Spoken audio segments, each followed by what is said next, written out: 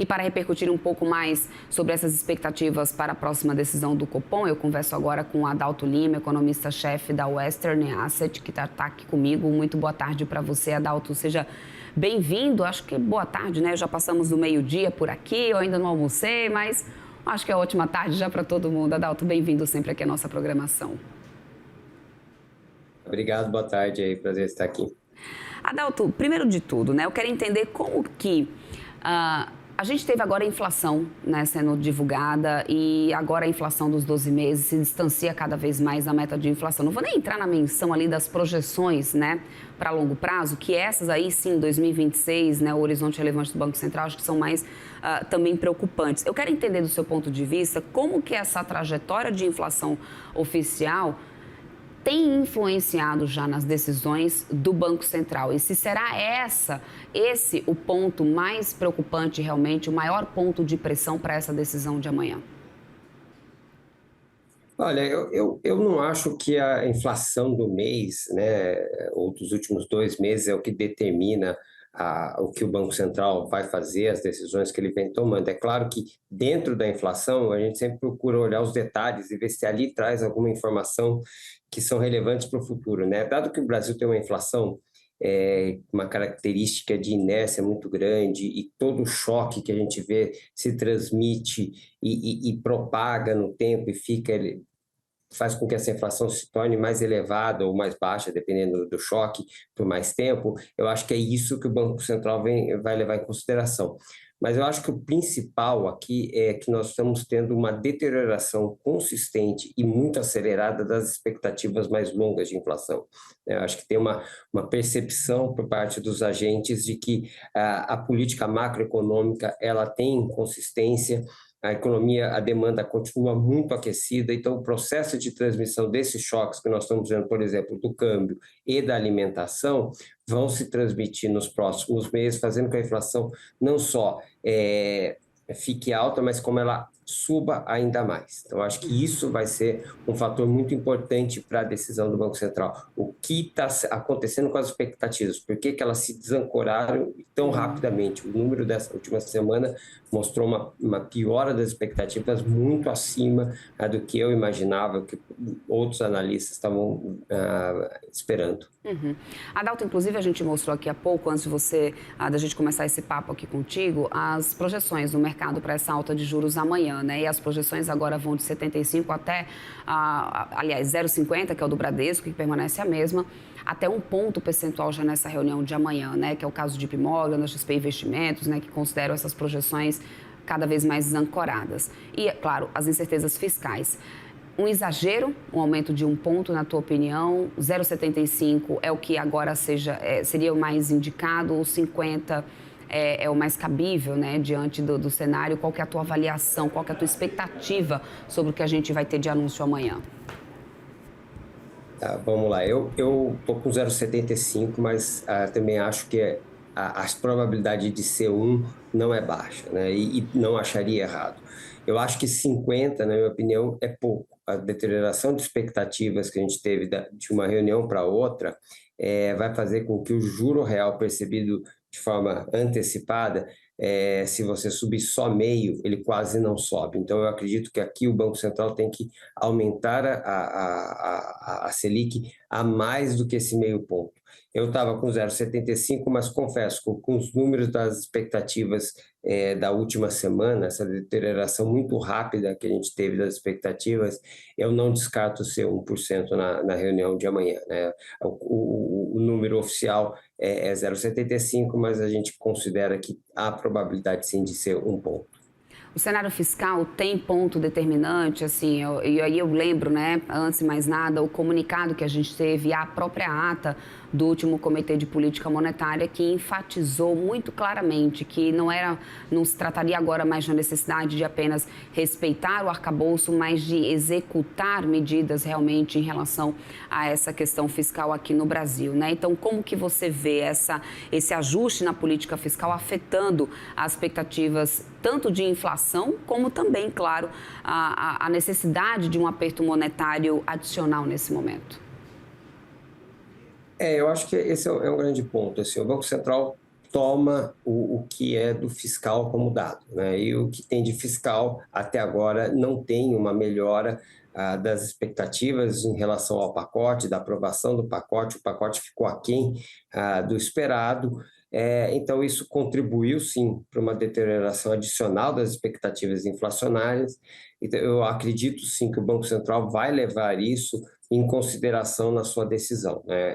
É um cenário pior do que ele traçava na última reunião, né? Então, nesse sentido, colabora para ele fazer mais que os 50, eu acho que os 75, com chance até de chegar a um ponto de alta. Então, o fiscal parte dessa deterioração de expectativas veio do pacote ficar aquém, de não ter sido votado, né? Além do que teve essa discussão sobre a isenção do IR, que saiu de forma antecipada. Alguns do próprio Ministério dizem que foi uma decisão de última hora. Então, tudo isso frustrou, acaba refletindo nas expectativas, refletiu na taxa de câmbio, deslocou o câmbio, enquanto outras moedas se apreciaram depois do evento ali da eleição do Trump, o real continuou se depreciando. Então, tudo isso carrega mais inflação, ou perspectiva de inflação para o futuro. Eu acho que o Banco Central vai reagir a isso também.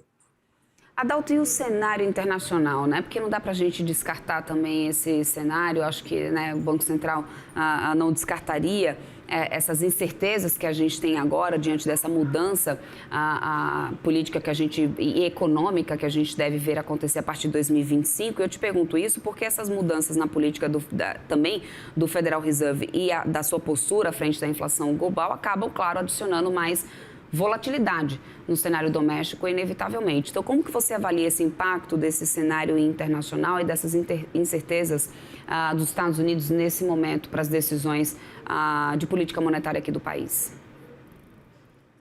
Eu acho que a sua fala definiu bem, tem bastante incerteza, né? A gente tem uma mudança de governo com promessas de campanha de mudanças mais radicais em várias políticas econômicas dentro dos Estados Unidos. Isso fez, sim, que a moeda americana se valorizasse contra todas as moedas do mundo recentemente. Isso reverteu parcialmente no último mês, né, desde a eleição, mas continuam todas as moedas mais depreciadas que estavam ali em agosto, um pouco antes da corrida final aí da eleição. Então, eu acho que sim, é um cenário que o Banco Central vai continuar avaliando como de incerteza e de risco para o ambiente inflacionário doméstico, né? É mais um fator. Eu não acho que piorou em relação ao último Copom, mas, de alguma forma, a consolidação da eleição de Donald Trump com o domínio das duas casas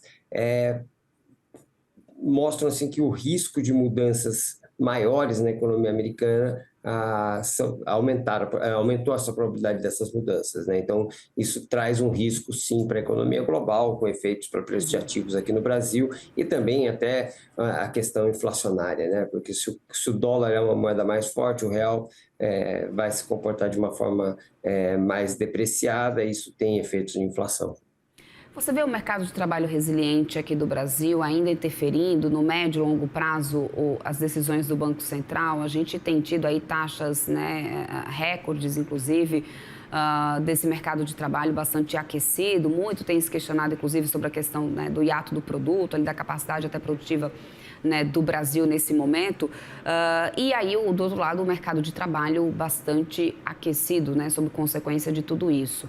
Quanto que esse mercado de trabalho resiliente, mais aquecido, deve continuar influenciando também Adalto nessas decisões do Comitê de Política Monetária? Eu acho que tem um risco muito grande. Eu acho que o Banco Central tem sim uma preocupação.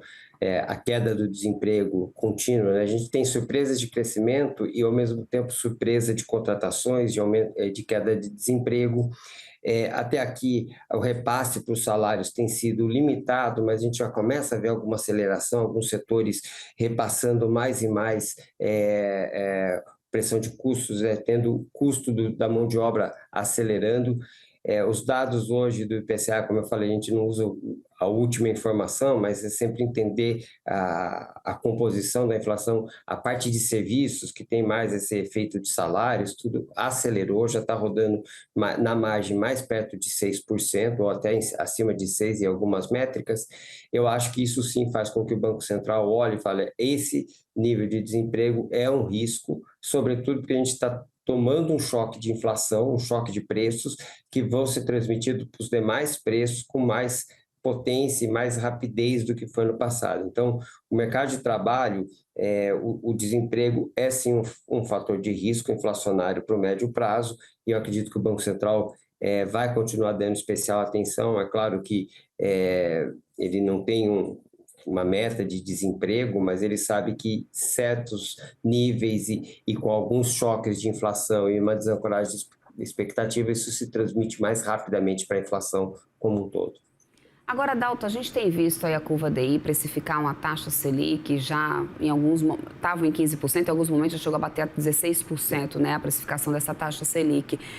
É um exagero nesse prêmio de risco ou a gente tem que dar um desconto ou você avalia que realmente a gente deve chegar a uma taxa Selic terminal patamares maiores do que o que a gente teve até mesmo durante a pandemia?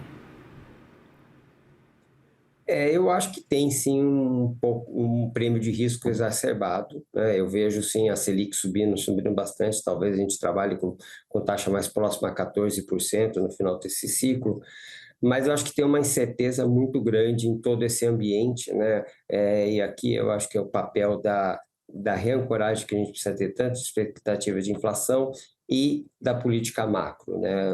O mercado põe um risco de que a parte fiscal vai ser pouco mexida, no sentido de reduzir a velocidade de crescimento da dívida, fazer com que os gastos caibam dentro da regra do arcabouço e que o arcabouço, de alguma forma, leve no futuro a uma projeção de primário positivo e não mais déficit.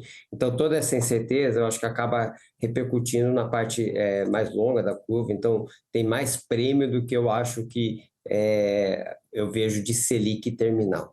Eu acredito, sim, que a chance da Selic terminal ser mais perto de 14 aumentou, mas acima disso, eu acho que já incute muito dessa incerteza, dessa insegurança nesse ambiente macro, principalmente doméstico. E qual que é a avaliação que você faz agora dessa taxa Selic mais elevada nos investimentos de renda fixa? Porque a gente teve ali um momento em que a renda fixa passou a ser uma queridinha do mercado, depois isso voltou a mudar esse cenário, mas agora com a taxa dessa forma, aqueles que não querem se expor tanto ao risco, podemos dizer que tem um cenário perfeito ali se desenhando pela frente? É um cenário que eu acho que ainda tem muito risco e muita volatilidade, né? Então, apesar de eu achar que a Selic não vai para sancionar essa alta que tem nas curvas de mercado, uma posição agora em renda fixa, né, inclusive mais longo, está sujeita a muita volatilidade e perdas de curto prazo, né, dada essa volatilidade, que faz o que você precisa ser mais cauteloso nessa alocação, né? Até acho que pode ter retornos, bons retornos no médio e longo prazo, mas com uma certa insegurança aí e muita volatilidade de curto prazo.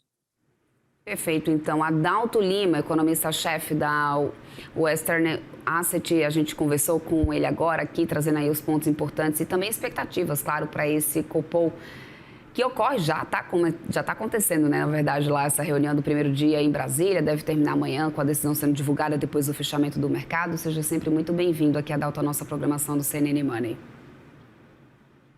Muito obrigado aí pelo convite, é um prazer estar aqui. Até a próxima. Tchau, tchau.